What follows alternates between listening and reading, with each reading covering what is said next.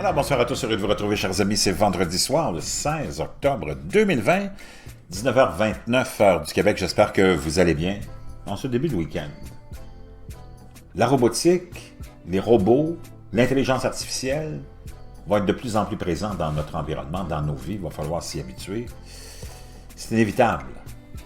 Déjà, depuis longtemps, on a des robots au bout des téléphones qui nous...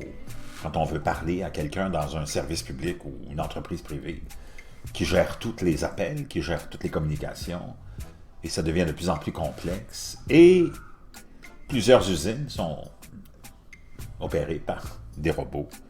Et la robotique fait des pas de géant, et l'intelligence artificielle aussi. Et ça m'amène à ce petit article du Daily Star que je vous partage, qui nous dit que les nouveaux robots, dotés d'un mini-cerveau, ressentiront de la douleur et utiliseront l'intelligence artificielle pour se réparer. Une équipe de recherche de l'Université technologique de Nanyang à Singapour a développé une intelligence artificielle qui, selon elle, permet au robot de détecter et de réparer ses propres dommages lorsqu'il est blessé. Imaginez-vous, une équipe de recherche de l'Université technologique de Nanyang, Singapour, a développé l'intelligence artificielle qui, selon elle, permet au robot de détecter et de réparer ses propres dommages lorsqu'il est blessé sans intervention humaine. Cela se fait grâce à un système avec des nœuds de capteurs activés par l'intelligence artificielle qui traitent et répondent à la douleur résultant de la pression exercée par une force physique. La nouvelle approche NTU intègre l'intelligence artificielle dans le réseau de nœuds de capteurs connectés à plusieurs petites unités de traitement moins puissantes qui agissent comme des mini-cerveaux répartis sur la peau système avec un type de matériau de gel ionique auto-électrisant signifie que les robots, lorsqu'ils sont endommagés, peuvent récupérer leurs fonctions mécaniques. La recherche révolutionnaire des scientifiques du NTU a été publiée dans la revue scientifique comité de lecture Nature Communications en août.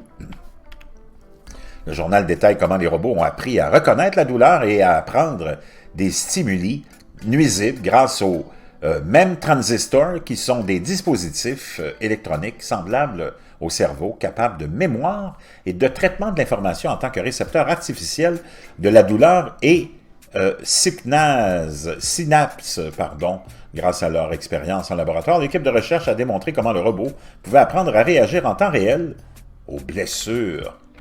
Lorsqu'il est blessé par une coupure d'un objet pointu, le robot perd rapidement ses fonctions mécaniques.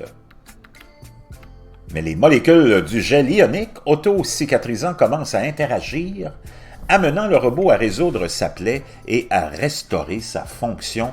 Le co-auteur principal de l'étude, le professeur agréé Arindam Basu de l'École de l'ingénierie électrique et électronique, a déclaré « Pour que les robots travaillent un jour avec les humains, une préoccupation est de savoir comment garantir qu'ils interagiront en toute sécurité avec nous.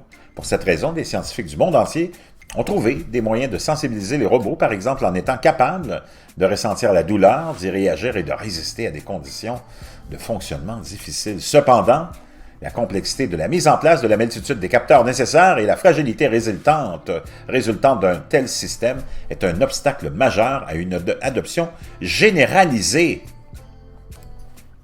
Le professeur agréé Basu, qui est un expert en informatique neuromorphique,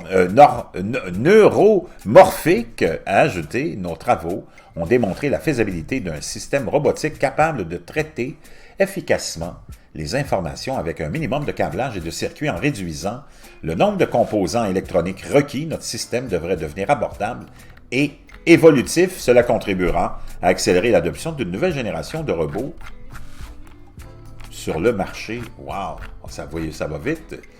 De nouvelle génération en nouvelle génération en nouvelle génération, on arrive avec des robots qui seront dotés d'un mini-cerveau, imaginez-vous, qui ressentiront de la douleur et pourront se guérir et se réparer à l'aide de l'intelligence artificielle. Wow! Je ne sais pas si vous vous en rendez compte, mais ça va très vite.